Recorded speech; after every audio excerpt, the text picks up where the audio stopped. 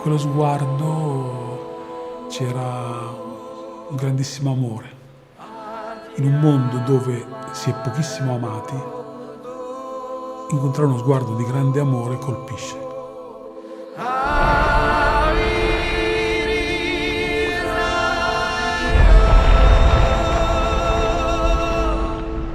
Quem vai numa missa, num culto, é muito importante ouvir a palavra, que aquela palavra é de Deus. Não olha para o pastor e para o padre, às vezes a pessoa não se sente simpática com o padre, com o pastor, não importa. A palavra é muito forte.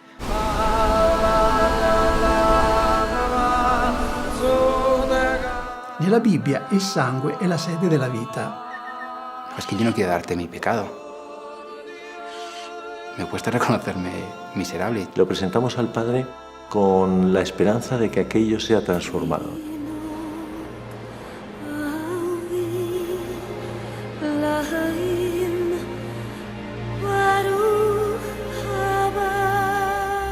We need the Holy Spirit. Sons and daughters of men can now become sons and daughters of God. Solo tengo una experiencia real de perdón, de sentir que había perdonado yo a alguien y fue algo muy gordo y muy grave y lo perdoné de corazón y me liberé completamente.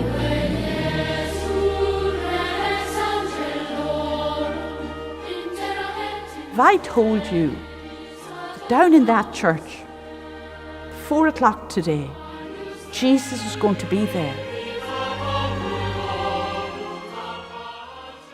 Hola, soy Pietro Deitano, soy el director de la película del documental El beso de Dios y hoy vamos a hablar de Dios y de la película.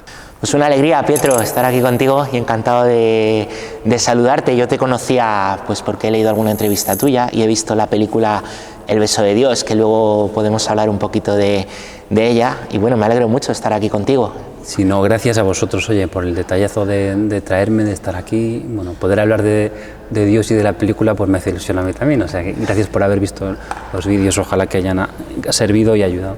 A mí ya te digo que sí, incluso alguna homilía prediqué algo, ¿no? Porque es una película muy contemplativa, ¿eh? Pero bueno, si te parece, yo quería primero preguntarte, antes de esta película, pues un poquito, tú eres un chico, ¿no? 34 años, oye, ¿cómo has conocido al Señor en tu vida? Porque imagino que te has metido en estos fregados porque has conocido al Señor, ¿verdad? Sí, bueno, o sea, de dos formas distintas. Yo pienso que la más en el tiempo a largo plazo con mi familia, pues mis padres son creyentes y desde pequeños pues siempre hemos ido a preparación de la primera comunión. Había un sacerdote increíble que tenía un don de palabra fuerte, ¿no? Y pues toda la vida los domingos cuando iba pues hemos tenido esa suerte, ahora ya falleció y ya descansa, pero teníamos como ese lujazo de ir a esa misa y de escuchar como un sacerdote predicar de esa forma tan ungida, cómo consagraba él, o sea, fue algo que me fue calando. Pero bueno, sí que pues en la búsqueda normal de toda persona o todo adolescente o todo joven, sí que no conocía tampoco mucho los caminos del Señor. O sea, tenía una idea de quién era Jesús o quién era Dios y siempre me gustó, pero no conocía más con detalle pues lo que era su palabra, su enseñanza. Y ahí sí que tuve un momento, después de haber buscado por, como comentábamos antes, por otras vías pues un poco más modernas o de espiritualidades más orientales o más New Age, que utilizabas esta palabra, ¿no? Probé por ahí, pues me llevé golpes fuertes y más o menos en esos ya estando un poco de vuelta, de repente se me cruzó un hombre por la calle que me dijo que era sacerdote sin conocerme de nada, me habló con mucha autoridad y con mucha dulzura y fue el punto de giro fuerte de decir, ostras, no sé qué es esto, pero es increíble y quiero conocerlo de frente y necesito meterme de lleno en esto, y fue principalmente a raíz de eso. Qué bueno. Me decías que estabas en búsqueda, ¿no? Como, sí. Oye, me recordaba a San Agustín, ¿no? Que estuvo en varios sitios buscando, ¿no? Hasta que encontró el tema de pues la búsqueda en la nueva era. Yo me he encontrado, ¿no? Que hay personas que, bueno, entran a lo mejor ahí buscando, pero no terminan de encontrar, ¿no? ¿Nos puedes hablar un poquito de cómo es esto? Sí. ¿Por qué quizá la gente entra ahí y cómo ayudar a alguien que está ahí pero no ha conocido a Dios? Yo creo que, pues alguna vez lo comento de forma similar, o sea, la verdad es algo que es o no es. Es decir, si Jesús es la verdad y lo otro es la mentira, pues yo qué sé, yo si te cuento una mentira a ti, tú con el tiempo vas a saberlo, ¿no? O viceversa. Entonces, lo bueno es que esos caminos, si Jesús es la verdad y son caminos distintos de Jesús, por definición no son la verdad, es decir, hay mentira ahí. Entonces, ¿qué ocurre? Que como son mentiras, si uno se compromete con esa mentira y la vive a fondo, como si yo te digo, yo soy un elefante, y tú al principio pues no ves y lo crees, pero pasa el tiempo, yo no hago sonidos de elefante, yo no como un elefante, yo no peso lo que un elefante, entonces no te puedo dar lo que tú esperas de un elefante, porque es mentira que yo sea un elefante. Con esos caminos ocurre lo mismo, tú esperas de eso que te llene, entrar en contacto con Dios, que tu vida adquiera un sentido profundo, y la propia prueba de que ahí no ocurre eso, ves que eso no es un elefante, aunque te haya dicho soy elefante. Y entonces empiezas a buscar el elefante de verdad y piensas, ¿qué sé yo de los elefantes? Y yo en mi caso pues empecé a buscar de lo que conocía de Jesús y encontré que él sí, con este ejemplo malo de que era el elefante, ¿no? O sea, él lo que dice lo es, y entonces pues ahí tiene sentido y tiene solidez, yo qué sé. Yo conocí un poco más la parte del budismo, ¿no? Que me parecía muy interesante y hasta el día de hoy creo que tiene como la llamada a la compasión, ¿no? de ver al otro como podría haber sido yo en sus circunstancias, o sea, liberar mucho del juicio. Luego tiene otras cosas que no hay una consideración del pecado, que yo creo que objetivamente es prácticamente científico, que hay caminos que son de muerte, sí, por tanto de pecado, malos para uno mismo y para los demás. Pero cuando estuve ahí y yo estaba apoyado en esa espiritualidad, pues en alguna entrevista decía, no sé, viste esa parte, que la prueba-error no me sostuvo. Es decir, cuando llegó el momento de la prueba fuerte, de estar roto y de necesitar como algo en lo que sostenerme, el budismo no me sostenía, ¿sabes? O sea, uno, porque no tienes a quien echar la culpa, y Dios por lo menos es ese referente a quien puedes ir, y aunque estés equivocado y no tenemos ningún derecho a echarle la culpa, pero por lo menos tienes a quien referirte, ¿sabes? Tienes a alguien, un ser a quien tú le puedes. Y yo que sé, los referentes que había pues en esa espiritualidad, honestamente a mí no me decían nada, y cuando necesitaba ser rescatado de la porquería y del abismo, pues no encontré honestamente ahí una cuerda que me tirase para arriba, ¿no? Y sin embargo, pues en Jesús, sí, sutil y suave, pero cuando necesité, esa cuerda tiraba de mí para arriba con una fuerza increíble. ¿En qué hechos concretos en tu vida, ¿no? Sí. Dices, Dios me ha sostenido, ¿no? Dios ha estado aquí, Dios está. Sí, o sea, para mí a día de hoy lo más fácil es mi profesión. Yo me dedico al tema del audiovisual y pues el audiovisual es algo absolutamente incierto, no es como un funcionario que sabe que tiene su sueldo a fin de mes, que tiene como una seguridad. O sea, mi seguridad es Dios. Es decir, yo dependo totalmente del Señor, porque no, te comentaba antes, yo no puedo decir, consigo $500,000, $1.000.000 de euros para hacer un proyecto, imagínate. Mi sueldo depende de que haya proyectos de mucho volumen económico funcionando, y yo no tengo el poder de poner eso en marcha. Entonces a día de hoy veo que a mí nunca me ha faltado de nada. Yo miro para atrás, tengo 34 años, ahora llevo, pues evidentemente el Señor se sirve de personas y de darles también las gracias a los que son instrumento, que son ángeles, pero veo que los ángeles no siempre, o sea, no hay como una continuidad, ¿no? O sea, el Señor se sirve de distintas personas que sirven a modo de ángeles para ayudarme en mi sostén, en el sentido de que yo pueda desarrollar mi trabajo, pero estén o no estén, nunca me ha faltado de nada. Es decir, veo que Dios se ha ocupado de mí, porque en mi trabajo, que es incierto, no tengo ningún motivo para temer, aunque no tengo nada de decir seguro, porque Dios me ha sostenido, jope. Y ver que, pues eso, que el comer, el vestir, el pagar el alquiler, la vida cuesta una pasta, esté donde esté uno. O sea, tienes que tener unos cuantos, mínimo 1.000 euros al mes para subsistir, y ver que mes a mes, estando en una cosa absolutamente incierta, nunca me falta ese dinero, pues oye, es una forma de ver que Dios está ahí como Padre, y que yo también trato de ocuparme en la medida que mi pobreza y la gracia me lo consienten, pero que Dios está ahí, jope, y ver esa realidad de números objetiva mes a mes que está ahí, pues es un testimonio muy vivo. Ha habido otros momentos, pero por ponerlo en el tiempo presente, pues ahí veo mucho la presencia de Dios. Has dicho que, bueno, te dedicas al cine, a los audiovisuales. ¿Te has dedicado siempre a esto? Bueno, vocacionalmente siempre he querido. Comentábamos antes que estuve unos años metido en el mundo de la moda, quería ser modelo y hacer una carrera de éxito ahí. Mi experiencia laboral empezó más bien con eso, sobre todo de los primeros años, desde los 18 a los 21 o 22 estuve más bien ahí. Entre medias, pues ahí para sobrevivir también tuve que trabajar en algún local nocturno, así un poco pijete, en Italia. Luego también tuve que ayudar de recepcionista en una farmacia. He hecho así un poco de experiencia variada, ¿no? También cuando se hundió el proyecto grande, el de la misa, el del beso de Dios, estuve de dependiente trabajando 1 año y pico. He variado, pero o sea, mi formación es puramente cine. He estudiado actuación en una escuela muy fuerte, actoral de método, luego comunicación audiovisual y un máster de la parte de gestión de cine. O sea, mi formación, el 100% es para el audiovisual, un poco el tema del arte, la actuación, y sí, digamos que mi vocación laboral pues está por ahí. Qué bueno. Y es un proyectazo hacer una película. Yo, vamos, lo veo todo complicadísimo.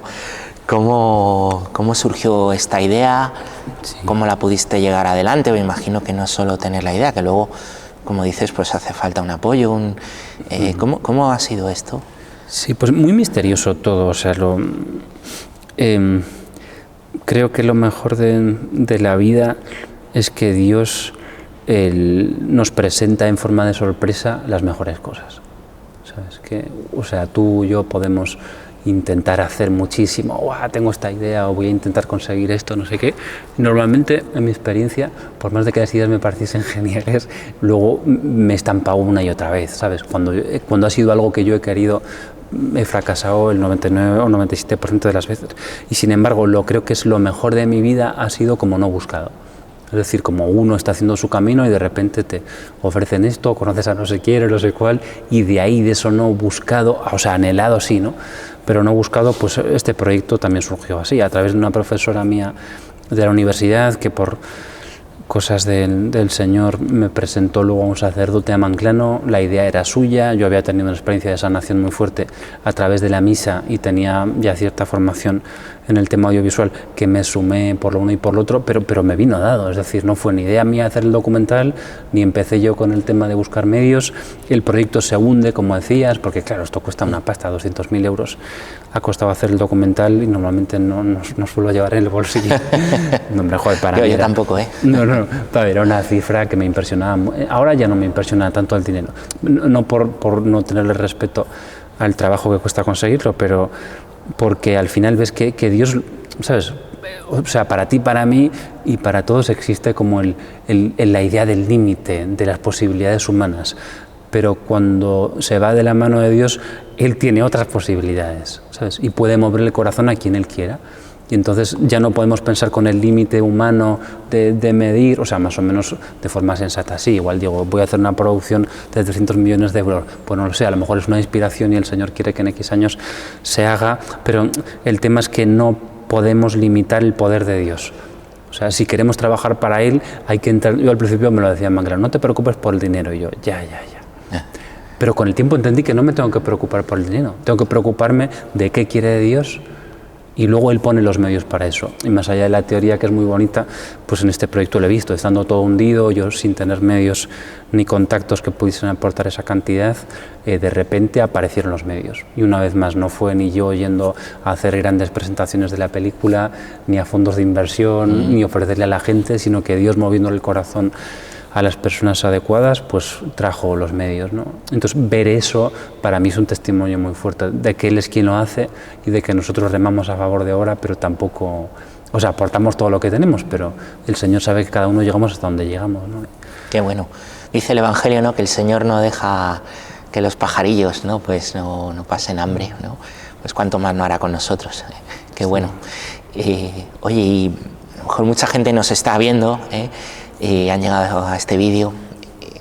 a lo mejor no han visto la película del beso de Dios. Yo la verdad es que me gustó mucho, ¿no? Cuando la vi en el estreno.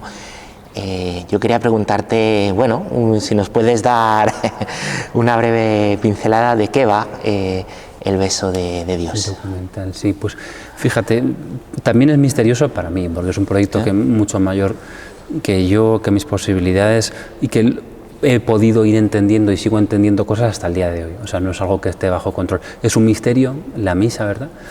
El proyecto también es un misterio, yo pienso. Por eso me parece que hay lógica. Si lo que hemos tratado de retratar es un misterio, el proyecto es un misterio, hay una coherencia pura de lo uno con lo otro, ¿no? Que es un misterio, algo que no le está permitido el acceso a todo el mundo. Lo hemos vivido, ¿no? Pues hay gente que ha salido chiflada del cine y tocada, hay gente que le ha sido imposible entrar y salían casi enfurecidos de la sala de cine. ¿Ah, sí? Sí.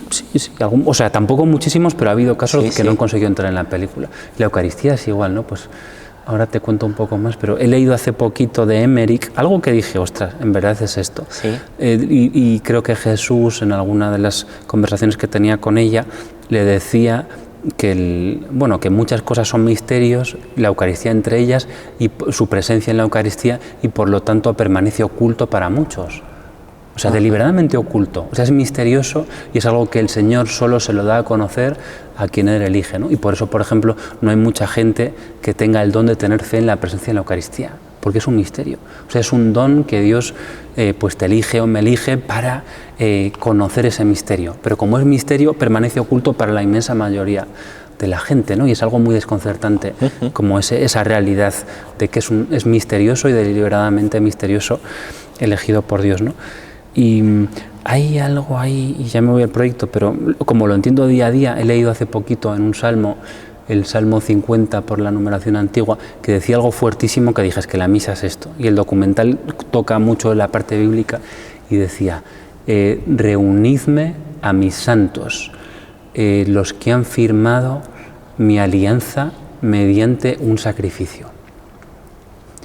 Digo, ostras, reunidme a mis santos, los que han firmado mi pacto mediante un sacrificio. Y es la palabra santos, que nosotros lo pensamos, pues la aureolita, ¿no? Sí. Pero bíblicamente tú lo sabrás mejor que yo, lo he leído, no es que sepa yo mucho de eso, pero en su día lo escuché y me llamó la atención. En hebreo viene de la palabra kadosh y es separado. Y es como gente que ha sido apartada para algo especial o sagrado. Entonces, cuando estamos en el pueblo de Dios, somos santos, y de hecho las cartas de Pablo y todo están hablando a los santos, o sea, se dirigen al pueblo de Dios como santos. No es que seamos santos de aureola, pero sí somos santos que hemos sido separados para Dios, ¿no?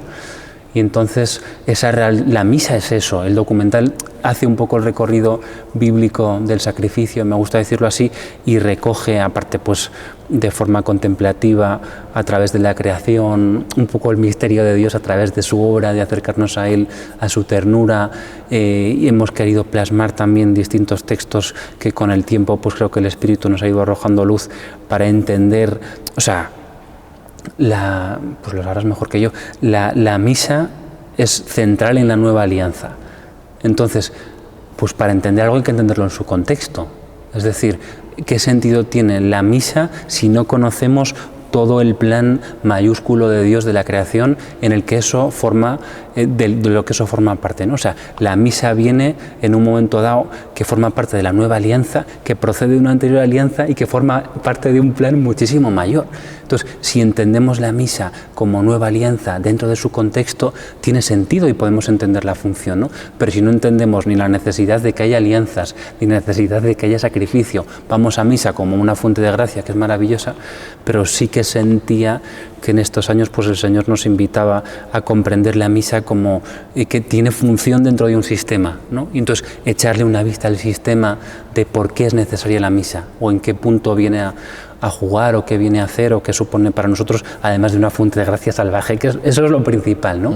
Pero entender que forma parte de algo mucho mayor, pues yo qué sé, forma parte del plan de redención de toda la creación, y por eso hemos puesto mucho la naturaleza, ¿no? Porque está muy implicada, y para entender la misa pues que hay que irte al Génesis, es decir, si no entendemos a Adán y Eva, el paraíso y la caída del hombre, pues la misa es que ya no se entiende. Sí, ni se entiende ni sería necesaria. Si no hay caída del hombre, no hay necesidad de sacrificio, y no hay necesidad de misa. Claro, entonces estamos revirtiendo los efectos negativos que decía el sacerdote que te comentaba, que me paró por la calle y me cambió la vida, ¿no? Que hasta el día de hoy, y es loco, pero es cierto, seguimos pagando las consecuencias del pecado original. Está ahí, ¿no? La muerte está presente, seguimos teniendo que trabajar para ganarnos el pan, sigue habiendo dolores de parto, sigue habiendo enfermedad, o sea, sigue habiendo muerte en la naturaleza. Es decir, hay consecuencias directas que se remontan ahí, ¿no? Y, jope, o sea, como esa conexión tan fuerte, pero sobre todo tan real, porque a veces podemos caer a lo mejor en teorizar las cosas o en hacerlas abstractas, pero eso, tenemos que trabajar para ganarnos el pan. Mi hermana acaba de tener un hijo, tiene dolores en el parto, o sea, son cosas que están en la Biblia ahí y que siguen afectándonos.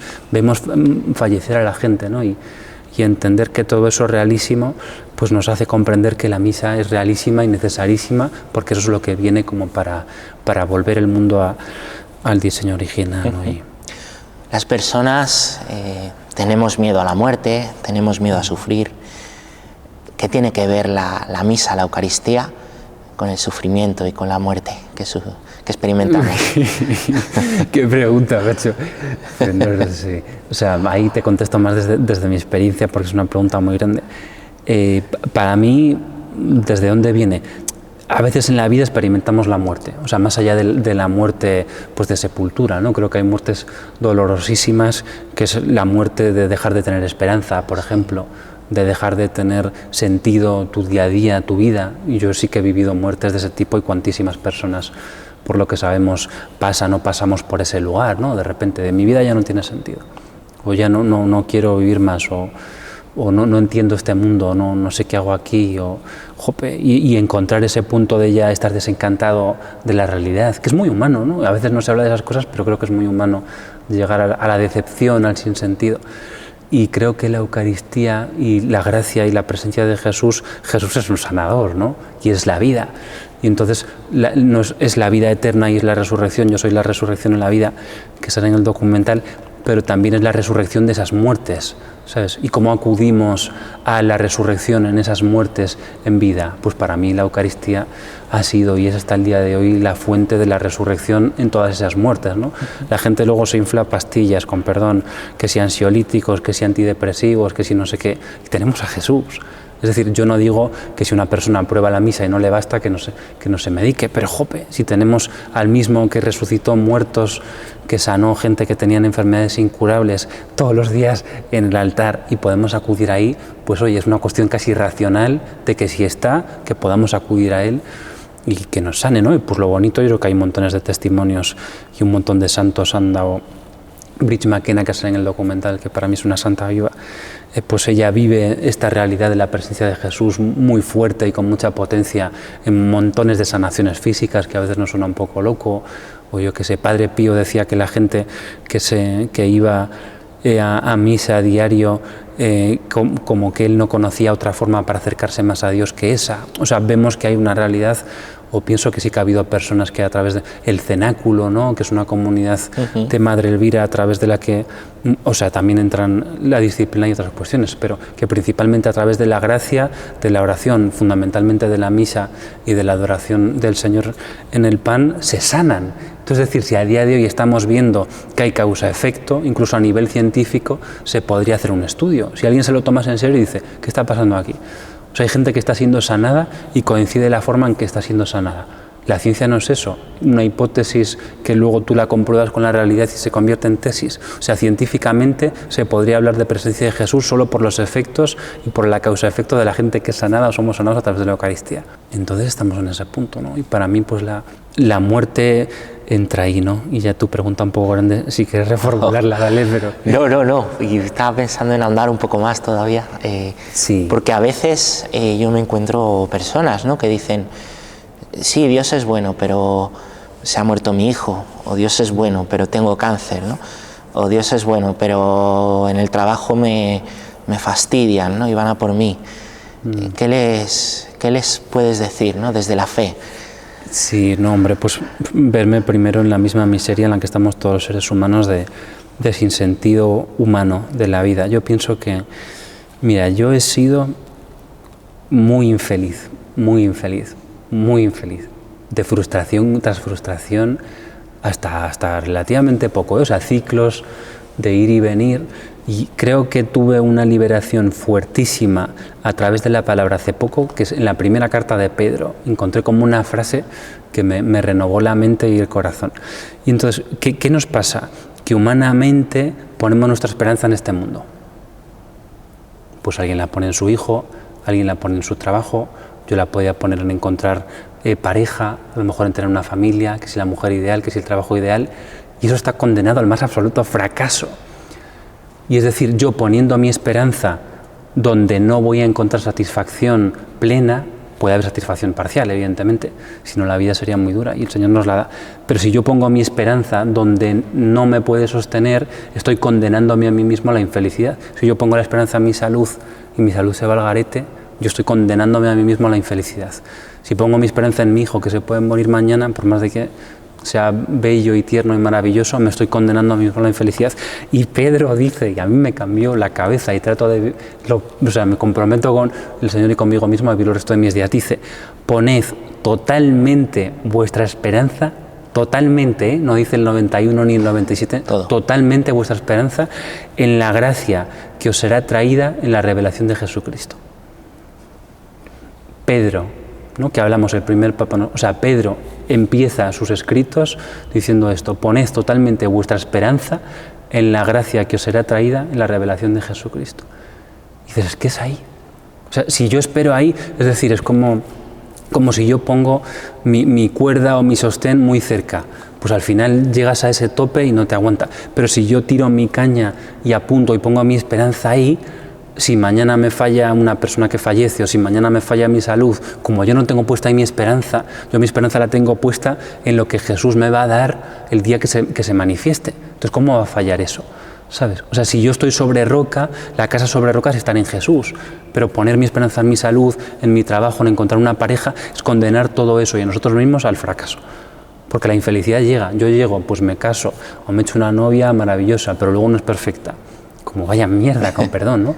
De repente encuentras que ahí eso no te da, ¿y qué pasa? Pues que te entristeces, te deprimes, piensas que la vida es una porquería, pero porque estás esperando de algo que no puedes poner tu esperanza en ello, que te colme y que te dé tu felicidad. Pero si hacemos eso, y yo ahora desde que pongo mi esperanza, pues no en esas cosas humanas, sino en lo que el Señor me va a dar, me ocupo solo de eso, ¿no? De hacer obras que repercutan en ese día, de tratar a la gente de una forma que repercute en ese día. ¿Por qué? Porque dice Pedro que la esperanza tiene que estar puesta ahí, donde esté tu tesoro, ahí está tu corazón. Si yo pongo mi tesoro en encontrar a la mujer de mis sueños, está mi corazón ahí y no la encuentro, infeliz. Si yo lo pongo en tener una salud de hierro y no la tengo, triste, depresión. Pero si yo la pongo en Jesús y en lo que Él me va a dar, pues me dedico únicamente a trabajar para ese día, ¿no? Y me impresiona, la verdad, pues escucharte, ¿no? Me impresiona, Pietro, y lo que me sale ahora preguntarte no es si tú tienes miedo a la muerte, al sufrimiento, y si hay algo cuando viene, ¿cómo afrontas, no? Sí, pues a la muerte yo creo que menos, porque pensando en que nos vamos a encontrar con Jesús, que es casi un anhelo de alguna forma, ¿no? Porque esta vida, por más de que tenga momentos de belleza y de ternura, pienso que es dura. O sea, que honestamente es para la mayoría de la gente, ¿no? Pues con, sí, yo qué sé, tanta gente que pasa hambre y demás, es dura. Bueno, nosotros con la misa obtenemos una fuerza tremenda para el día a día, ¿no? Pues vosotros sacerdotes que tenéis ese privilegio indescriptible de que os pasa Jesús por las manos, o nosotros los que vamos a recibirlo, de ahí recibimos la gracia para lo que sea. O sea, creo que se nos da una fuerza sobrenatural y que no hay prácticamente nada que no podamos asumir con la fuerza y con la gracia que nos viene de ahí. Pero miedo a la muerte, poco te diría, pero porque ahora tengo mi conciencia en paz. Cuando mi conciencia no estaba en paz, sí tenía más miedo a la muerte, porque sabía que no estaba viviendo con coherencia. Y entonces ahí es cuando nos da miedo a la muerte, yo pienso, ¿no? Cuando uno siente que a lo mejor no está viviendo en coherencia con lo que cree, ahí la muerte da miedo, porque dices, ostras, y si llega el día y me llega la hora... Llega de repente, claro. Y me presento así, todos sabemos en el fondo de nuestro corazón si estamos viviendo como realmente creemos que tenemos que vivir o como lo que es bueno o no. En este momento estoy en paz, por eso la muerte no me da miedo. Y luego me decía si me da miedo el sufrimiento. Eso más, quizá. Sí, pero es que en este momento también no te puedo mentir, siento mucha gracia. Hay momentos en los que me he sentido vacío de gracia y que me tenía que arrastrar por el suelo y comer el polvo. En este momento, que entiendo que son cíclicos, siento mucha gracia de Dios. Entonces el sufrimiento, pues yo qué sé, no me llama la atención de atraerme, pero pienso que Dios da la gracia para vivirlo, ¿sabes? Cuando el sufrimiento es un infierno, cuando nos separamos de Dios, ¿sabes? Porque si tú tienes una cruz pesada, una enfermedad fuerte o una situación vital tremenda y no estás pegadísimo a Dios y no estás bebiendo del pecho de la gracia a borbotones para poder sobrellevarla, eso es el infierno en la tierra. Pero yo creo que al mismo tiempo, como Dios te da la gracia para vivir, en la medida en que estamos con el cordón umbilical conectados a Él, nos da la fuerza para cualquier momento, y en este momento pues el sufrimiento me da menos miedo. O sea, lo razonable sí, pero tampoco es que tenga una presencia. Pero sí, brevísimo, pero hubo un punto que me sentí llamado por un libro de un sacerdote que era muy valiente y se dedicaba a cosas muy extremas y que tenía la muerte muy en su día a día, ¿no? Por su realidad de su ministerio, y me sentí una llamada espiritual a enfrentar mis miedos. A lo que más miedo me daba, no rehuirlo, que aunque fuese con miedo, como dice en el Deuteronomio, creo que es, que Dios va contigo, que Él está a tu lado, no te abandonará ni te dejará. Entonces poder ir a tus miedos y mirarlos a los ojos, sabiendo que Dios está contigo y que lo que más miedo te da, lo puedes mirar a los ojos y que Dios está ahí, y hacer experiencia de que Dios está ahí y de que Dios es más fuerte que eso que te da miedo, a mí me generó cierta autoridad interior que luego me vuelve el miedo, ¿no? Pero vuelvo a esa experiencia. Digo, vale, esto me daba miedo, pero fui con Dios, no dejé de hacerlo, no me venció el miedo, sino que vencía el miedo con Dios. Y pude mirarlo, y luego vuelvo a mirar a los ojos, eso que me da tanto miedo, vuelvo a ver la victoria de Dios ahí, y eso me invita a seguir haciéndolo, ¿no? Qué bueno. Qué bueno. Os traigo de lo que dices que creer en Dios, ser cristiano, no es no sufrir, sino que el sufrimiento está, ¿no? Con Él. Sí. Coge tu cruz, sígueme, dice, ¿no?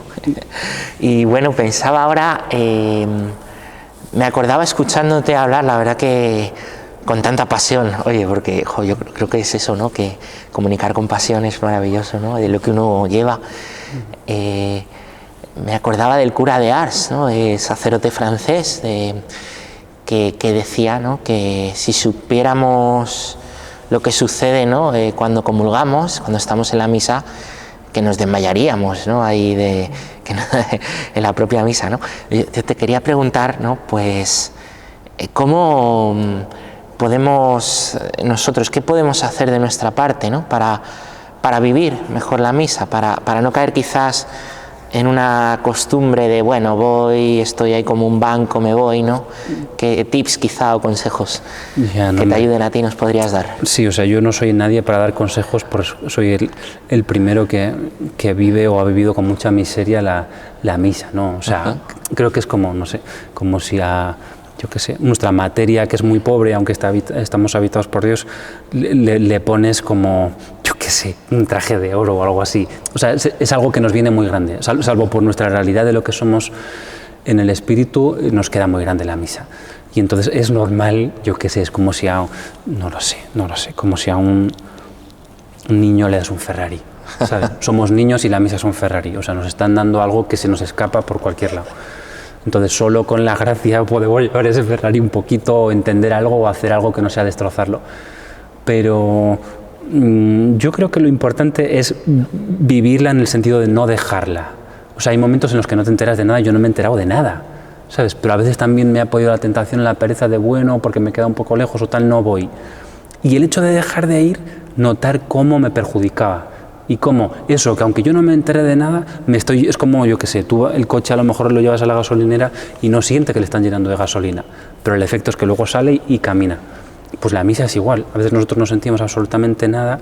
Tony, en el documental, Tony Gratacos pone un ejemplo de un biberón, que cuando un niño, hablando sobre la misa y sobre la Eucaristía y sobre comulgar, que cuando un bebé toma el biberón no está disfrutando del biberón, es decir, que aunque el bebé no se dé cuenta, eso le alimenta. Yo ponía el ejemplo de un coche, que aunque un coche no siente que le estén echando gasolina, porque no tiene ni sentimientos. Nosotros a veces somos como coches, por lo menos yo, que los sentimientos están en cualquier lugar menos en el corazón. Y la iglesia es como el parking, ¿no? Vamos ahí a... Podría ser, pues sí, esa gasolinera, ¿no? Y entonces que el coche, aunque no sienta nada cuando le echan gasolina, sale a la calle y funciona, camina, anda. Y nosotros con la misa es igual. Si vamos a la Eucaristía y comulgamos, aunque no estemos sintiendo que nos están echando gasolina, porque no sientes nada, recibes al Señor y ha sido como comerme un gusanito, hasta peor porque no sabe a nada, pero me estoy llenando de gasolina y luego salgo y camino. Y luego tengo la gracia para sobrellevar mi día a día y para afrontar la adversidad. Que no lo hago porque no siento nada, ahí vence el demonio. Claro. Y te decía pues que tuve una experiencia tremenda. Ajá. Hay que contarla bien. Sí, yo me llevé tenía mi esperanza humanamente puesta en el éxito del documental, ¿no? O sea, aparte de que como misión que ha funcionado bien, pero el éxito económico, digamos, recuperar el 100% de la inversión hasta que fuese un gran éxito. Yo tenía mi esperanza puesta en parte ahí, ¿no? El Señor nos va a compensar con esto y luego la voluntad de Dios pues no la conocemos. Y en España resultó que aunque fue un éxito como misión, razonablemente bien, pero fracasamos desde mi esperanza. Mi esperanza puesta ahí fracasó porque no fue un éxito, no se recuperó el 100% y no ganamos más, le oremos a los inversores. Y entonces empecé un verano de desilusión, de negrura, como ahí de exilio, ahí retirado con mi familia, tal, sin mucha interacción, bueno, trabajando, tampoco es que lo hiciese como autotortura, pero de oscuridad, de estar ahí. Entonces me costaba ir a misa diaria porque era lejos, había que como caminar 20-25 minutos, decía, bueno, pues como en pandemia hago la liturgia, las lecturas del día varias veces con calma, pero lo hacía pobre. En pandemia, como sabía que era lo que tenía, lo hacía 3 veces despacio y recibía mucha gracia. Pero aquí la hacía como un poco ligerita una vez y como que no me moleste mucho, tal. Entonces empecé a notar que mi depósito estaba sin gasolina, ¿sabes? O sea, no lo achacaba lo de la misa, porque el demonio tiene sus astucias para que no relaciones, ¿no? De no, estás leyendo la palabra, no te preocupes, pero esto ya no te está funcionando, ¿no? Y entonces ahí en medio de eso yo me sentía que la oscuridad iba creciendo en mí, mi desesperanza, mi desánimo, desencanto, desilusión, tal, y el demonio iba como echando sus raíces en mi corazón. Y vinieron las PEG y tuve que venir porque me había comprometido, la PEG, la Peregrinación Europea de Jóvenes, vine a Santiago, bueno, fui porque me tenía que prestar ahí un servicio, tal, no sé qué, y como vivo pues muy cerquita de una iglesia, volví a misa diaria. Y fue increíble como desde el primer día que empecé a comulgar entre semana, volví a sentir como la luz otra vez volvió. O sea, fue matemático ver de verdad, como habiendo dejado la misa entre semana, la oscuridad, como con una película cuando entra en agua, líquido negro, ¿no? Que ves que de repente se van haciendo casi como hilos que van contaminando el agua. Y eso iba creciendo y cada vez el agua estaba más turbia en mi corazón. Y sin embargo, empecé a ir a misa diaria y desde el primer día como que se fue retirando la negrura y volví a notar otra vez la luz y otra vez recuperé la esperanza y la alegría, ¿no? Y que ya en México se culminó, pues ver cómo viven allí la fe con el amor, que fue extraordinario, pero cómo la misa tiene esa fuerza de que aunque yo en mi mente, fíjate cómo el demonio había conquistado terreno, no, porque ya lees la lectura del día y eso tal, pero no te está funcionando, tiene que ser otra cosa. Sin embargo, ir a misa, pumba, y comulgar otra vez volvió a hacer ese efecto de exorcismo fuertísimo y yo no iba ahí esperando nada. No es que yo voy a misa, porque ni siquiera, fíjate, no iba ni siquiera con la cabeza bien en orden y con luz de saber que eso me iba a sanar. No, fui porque estaba en Santiago y digo, bueno, pues aprovecho y voy a misa porque aquí no me cuesta, no tenía excusa para no ir. Yendo, pumba, exorcismo otra vez. Y la oscuridad se iba, jope, y no lo sé. O sea, descubrir que en la misa está esa fuerza y que sobre todo que aunque no lo sientas, no lo esperes, eso ocurre, ¿no? O sea, que hay algo que está ocurriendo a pesar de que un día lo sientas muchísimo, como en este caso tuve la gracia de volver a sentirlo, y otras veces pues no, te tiras un año o meses yendo a misa sin sentir nada, pero eso está haciendo su trabajo y el depósito se está llenando y te da la fuerza para luego hacer cosas que si no es impensable, incluso para tener intenciones. Se eleva la intención. Cuando tú te llenas de gracia y de Dios, no tienes los mismos pensamientos que cuando no. Porque al final es su presencia en nosotros. Si Dios está en mí, quiere decir que me regala sus pensamientos, me regala sus impulsos, sus intuiciones. Cuando no está en mí, pues creo que lo decía Padre Pío, no sé si Josepe lo leía en algún libro suyo, ¿no? Que nos espiritualiza o nos hace como más, bueno, deifica es una palabra que creo que se utiliza a veces. Deifica, sí, o cristifica, sí, qué bueno. Sí. Has hablado de lo que ocurre en la misa. ¿Qué ocurre? ¿Qué ocurre? Pues no sé explicarlo, la verdad. ¿Qué ocurre en el momento de la consagración, sobre todo, te refieres, o en el conjunto de la misa? Sí, en todo, el conjunto de la consagración. Sí. Danos una palabra de esto, si... No lo sé, es algo tan grande que se me escapa el conocimiento, el entendimiento y a todo.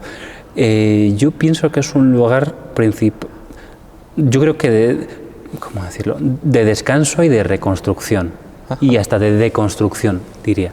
O sea, descanso porque creo que hay que dilatar el tiempo. Eso sí que me parece esencial. O sea, como mínimo, llegar antes a la misa, que lo decimos en el documental, y quedarse un poquito... O sea, hay que dilatarla. Es decir, yo qué sé, es como si... Eso puede ser un consejo para vivir la misa mejor. Yo creo que es una necesidad casi. ¿Sí? O sea, cuando a la misa le damos un poco, es que, no lo sé, es como hacer cualquier cosa, es como comer rápido.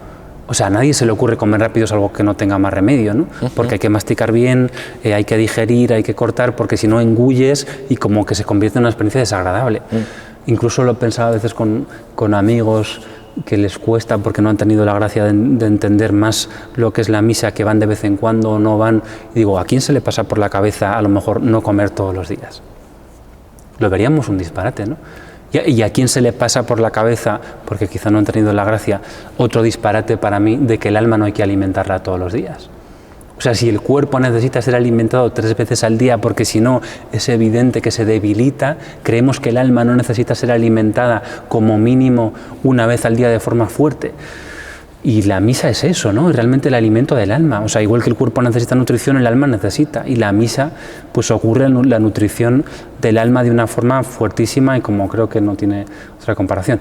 ¿Qué más ocurre? Pues la palabra tiene una presencia brutal en la misa. Yo últimamente he empezado a hacerlo y me ayuda cerrar los ojos durante las lecturas de la palabra. Porque si no es tan rápido, no sé qué, pasamos de una parte a la otra, no sé qué más, y nos diluimos entre que si mira no sé quién o aparece una chica guapa o no sé qué más, se me pasa la misa y me he perdido, el demonio se ha llevado con su rastrillo el 90%. Pero por ahora digo, cierro los ojos y estoy escuchando la lectura y solo tengo que estar atento a lo que oigo. O sea, es una forma de reducir la distracción y que a mí en mi caso personal, que cada uno pues somos un mundo, me ayuda porque por lo menos centro mi atención y esa palabra me llega más, ¿no? Y cuando escucho con más atención, de alguna forma, pues como te decía eso de Pedro, eso lo descubrí en la liturgia a través de vísperas, que no suelo rezarlas, pero un día me cuadró que me venía la intuición de que sí, la recé y encontré esa lectura de Pedro, la leo completa y la importancia de la liturgia, que es de los grandes tesoros de la Iglesia. En la misa tenemos unas lecciones sublimes, que es un tesoro que hemos recibido de la Iglesia con mayúsculas, que eso viene de los siglos, o sea, eso es algo que se ha ido construyendo con la sabiduría de la Iglesia que le ha dado el Espíritu Santo a través de 20 siglos y tenemos esas lecturas escogidas y se leen en misa. Si entendemos lo que es eso, por lo menos nos abrimos, también eso nos hace muchísimo bien y nos ilumina el entendimiento, comprendemos más el misterio, pero incluso el día a día. O sea, ¿por qué tiene sentido la fe? Porque nuestro día a día está lleno de retos. Y si entonces en la fe y en la Iglesia y en la misa y en la liturgia encontramos respuestas a ese montón de dificultades, la misa y la espiritualidad van así con la vida. No van como, no, yo tengo una teoría o una fe que es ideológica y mi vida va por otro lado. No. O sea, está mi vida con un montón de retos y está mi espiritualidad, que es la respuesta a esos retos. ¿Cómo respondo yo a esos retos? Pues estando bien pegado al Señor, ¿no? Y la misa bien vivida es un baile con la vida y como esas olas del mar que van dando respuesta a esas necesidades de la vida, ¿no? Que son tan constantes y tan... Has hablado del momento de la palabra, ¿no? Sí. La parte que es la primera parte de la misa y esa segunda parte, la del altar, por así decir, la eucarística. Sí. Ahí, bueno, ¿qué sucede y cómo podemos vivirla? No, o sea, es que no me atrevo ni a contestar casi porque es que no es algo que yo alcance a comprender. O sea, pues eso, qué decir, que es eso. Uno, pienso que se presentan los dones sobre el altar. El ofertorio en la película hemos tratado de trabajarlo mucho porque me parece central, ¿no? O sea, ocurre un momento donde se presentan unos dones de pan y vino, pero que también es nuestra vida lo que se presenta ahí. Nosotros, dificultades, inquietudes, pecados, o sea, es el momento de ponerlo todo sobre el altar, poner la vida con lo bueno y lo malo sobre el altar con los dones. ¿Qué ocurre? Que ahí viene el cielo sobre el altar. O sea, aparte de que ser transportada a la asamblea, que lo conozco de una forma desde el misterio, ¿no? De lo que ocurre, que somos transportados al Calvario, ¿no? O sea, como que es como si toda la asamblea es transportada al momento de la crucifixión del Señor y a la última cena porque están unidas. Eso es la teoría. La práctica es que hay una bajada, se abre el cielo en ese momento y lo que está puesto sobre ese altar, pues viene la presencia de Dios y es transformado. Entonces, es transformado lo que entregamos ahí y el pan y el vino son transformados también, de una forma misteriosísima, que es prácticamente imposible comprender, salvo por gracia de Dios, Por eso decíamos que es un misterio que se mantiene oculto para la inmensa mayoría de los mortales, y somos muy privilegiados porque para nosotros se nos ha desvelado mínimamente, pues que hasta Lutero reconocía la presencia del Señor. O sea, es algo tan grande que incluso hasta quien hizo esa reforma que trajo mucha división, ¿no? Era alguien que era plenamente consciente de que estaba Jesús ahí, ¿no? Y pues es eso, ese pan. Es que, bueno, creo que José Pedro Manglano tuvo un acierto grandísimo en su libro de la misa, que lo hemos puesto en el documental, recuperándolo. Él hace un paralelismo, que es como empieza el documental, entre la creación, el momento inicial, y dijo Dios, hágase la luz, y se hizo la luz. Pero es que el Padre está en Jesús, por lo tanto, esa misma palabra, que Jesús es la palabra, cuando Jesús dijo, esto es mi cuerpo, eso es como cuando dijo, hágase la luz. Es la misma palabra, es el mismo Padre Creador que está diciendo, esto es mi cuerpo. Entonces ocurre una nueva creación.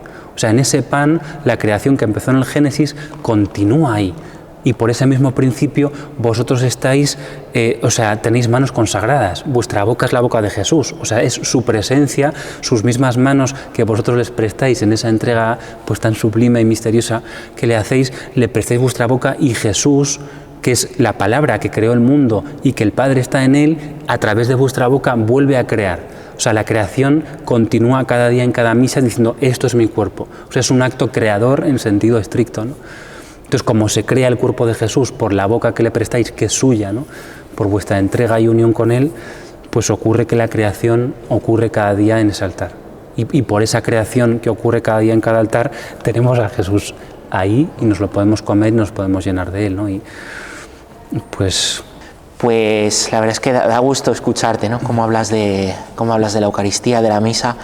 Bueno, siguiendo con ella, hemos hablado de la palabra, hemos hablado del altar. Y después, baja el sacerdote de ese calvario que dices, ¿no? Se acerca a nosotros para comulgar. ¿Qué es comulgar, Pietro? O sea, pienso que es un acto del que somos muy indignos, o por lo menos yo. O sea, es algo que realmente... no lo sé. O sea, yo creo que si lo pensásemos, a lo mejor ni nos atreveríamos, yo pienso. O sea, saber que es... O sea, cuando hay milagros eucarísticos, es corazón de Jesús. Es decir, pensar que nos estamos comiendo el corazón de Jesús, o sea, que evidentemente luego se hace uno con nosotros y no es canibalismo, pero que es el corazón de Jesús lo que está entrando en nuestra boca, si lo pensásemos, yo creo que no nos atreveríamos seguramente a comulgar. ¿Qué creo? Es que yo qué sé. O sea, nuestra realidad humana es tan pobre que yo me siento un desastre cada vez que estoy en la fila. Es como, tienes la cabeza, ¿no?, en cualquier cosa, menos en que te vas a encontrar con Jesús, estás en la fila, faltan segundos y estás mirando no sé quién más, y ya te va a tocar encontrarte con Jesús. Con lo cual siento que es algo para lo que no estamos preparados, o por lo menos yo. O sea, cada vez que ocurre es un momento de gracia, ¿no?, que por quien es Dios y porque sabe que lo necesitamos y que sin eso a lo mejor no podemos, viene ahí y se nos da. Entonces, ¿qué ocurre? Pues es que no me atrevo ni a decir, es que viene y se hace uno con nosotros. Entiendo que es eso. ¿Y qué consejo darías tú para poderlo vivir más conscientemente o quizá un poquito mejor? Ya, no lo sé, es que de verdad que no soy digno, no por humildad, por realidad, de decir lo que hay que hacer, porque tampoco creo que yo comulgue bien. Lo que me dijeron en México, que trato, viendo la pobreza de mis comuniones, de hacer, pues me dijo una chica allí que se le podía pedir a Jesús que comulgue Él en mí. O sea, que somos tan pobres que sea Él mismo quien comulgue por uno, ¿no? O sea, que haga Él, pues yo qué sé, igual que le pedimos, sé tú, Señor, quien piense por mí, o sé tú, Señor, quien hable por mí, pues que le pidamos, sé tú, Señor, quien comulga tú en mí, repara por mis comuniones pues sacrílegas cuando yo comulgaba en pecado hace años o cuando comulgo mal. O sea, pedirle que sea Jesús quien comulga. Yo lo que me gusta, que lo vi cuando estábamos preparando el documental, decirle que le quiero. O sea, el momento cuando le digo a Jesús, Jesús te quiero, cuando comulgo, que a veces me despisto y no lo digo, ¿no? Pero el Jesús te quiero. O sea, yo cuando le recibo, de lo poco que trato de decirles, Jesús te quiero. Qué oración más hermosa. Fueron las últimas palabras de Benedicto XVI. Ah, sí, de lo de sí, te quiero. Sí, no Jesús te quiero. Ni la menor idea. Y bueno, pensando luego, nosotros también estamos llamados, ¿no?, a Yo hay una oración que me gusta mucho, ¿no? Que dice al final de la misa, no sé qué domingo sale, que nos convirtamos en lo que hemos tomado, ¿no? Y luego lo llevemos, ¿no? Bueno, ¿cómo el testimonio, cómo llevar el testimonio de lo que vivimos como cristianos, que el centro, como bien decías, es la Eucaristía? Pues ¿cómo dar testimonio fuera? Tú además que te mueves pues en ambientes que a lo mejor no son sencillos también, en el mundo de la cultura. Sí, bueno, yo pienso que eso es universal para todos los cristianos, ¿no? O sea, creo que el servicio es la actitud central, ¿sabes? O sea, lo que nos diferencia a nosotros de cualquier persona que no es creyente es la actitud de servicio. O sea, cuando, yo qué sé, el mundo normalmente, la tendencia de quien no tiene suerte de haber conocido un poco los caminos del Señor, la tendencia es a buscar el propio beneficio. Pues yo que sé, coger el mejor trozo de la tarta o conseguir para mí el sitio más cómodo, pero nosotros como cristianos con mayúsculas, ¿no? Como parte del cuerpo de Jesús, tenemos la gracia de que podemos renunciar a eso, porque para nosotros eso no es importante. Nuestra esperanza no está en conseguir lo mejor para nosotros, nuestra esperanza está en el Señor y eso nos permite, pues yo qué sé, si hay el mejor trozo de tarta en la mesa, pues se lo doy a otro, o le puedo servir a otros antes que comer yo. Y la actitud de servicio a mí es algo que me desconcertaba porque es sobrenatural, no es humano.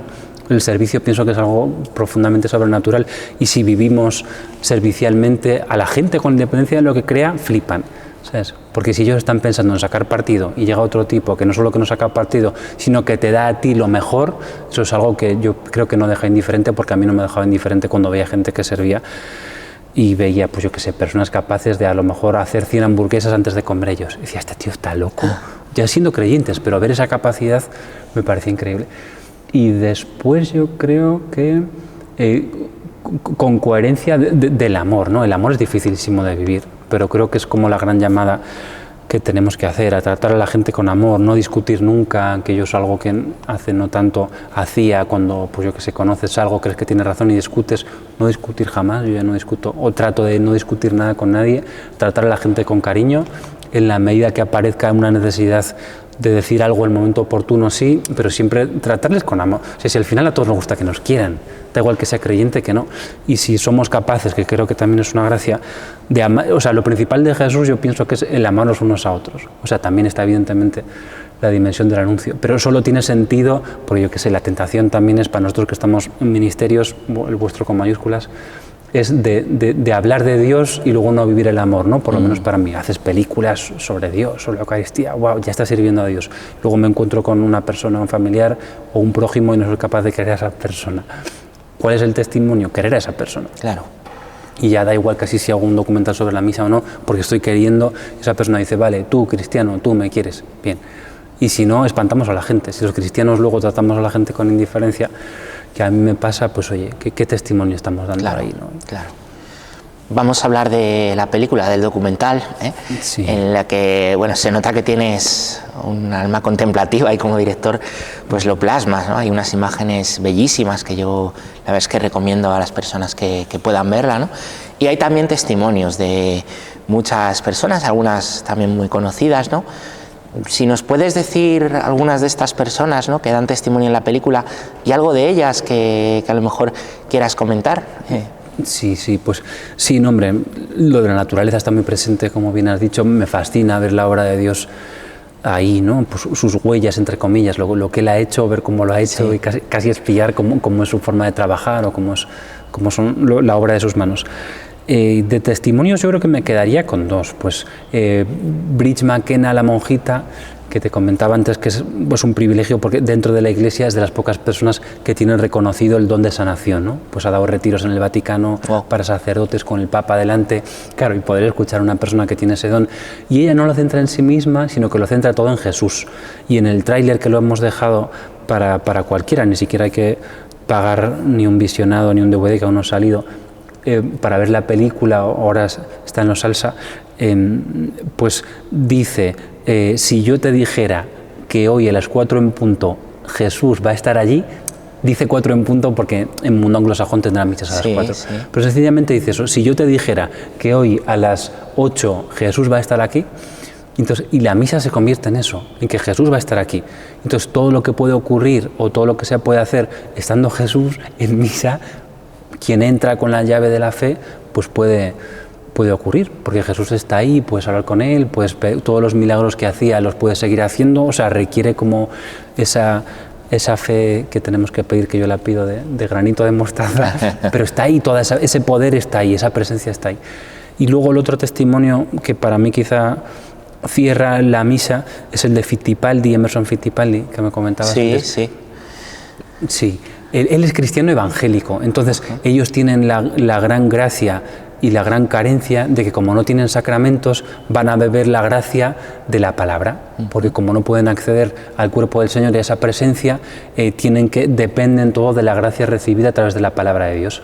Entonces son más conscientes de que ahí hay presencia y de que ahí hay gracia. Entonces, ¿quién mejor, que eso había sido de Manglano, que un evangélico para venir a recordarnos que en la palabra hay presencia, que en la palabra hay gracia y que en la palabra hay un poder transformador? Y entonces, contando cómo él, desde su experiencia de dependencia absoluta de la palabra, porque es lo que ellos tienen, cómo se bebe ahí mucha gracia y que también eso es transformador y que también está el Señor presente ahí, que transforma, pues lo decimos también en el documental, ¿no? Estamos delante de una presencia, no de un libro, ahí hay presencia.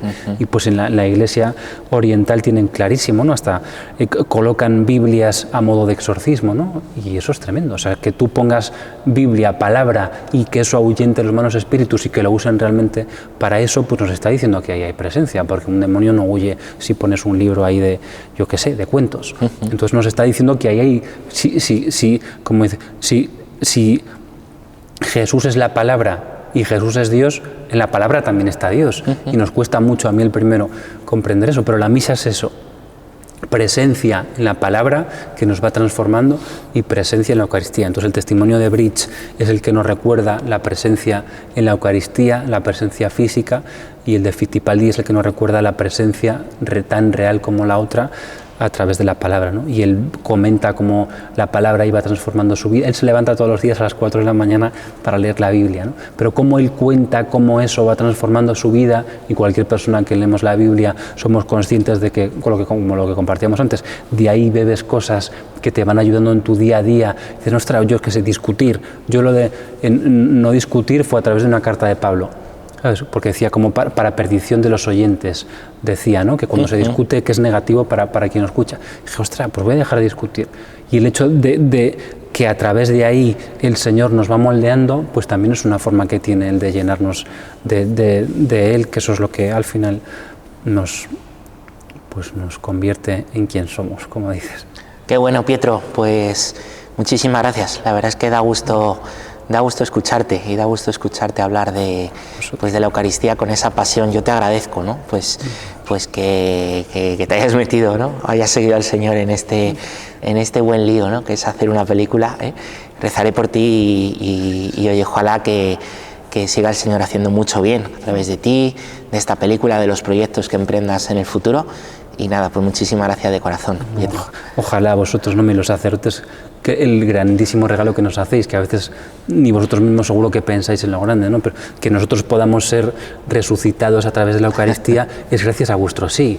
Que dices, y mi sí, a lo mejor uno piensa, no, qué tontería, ¿para qué me haber hecho sacerdote en un momento de tentación?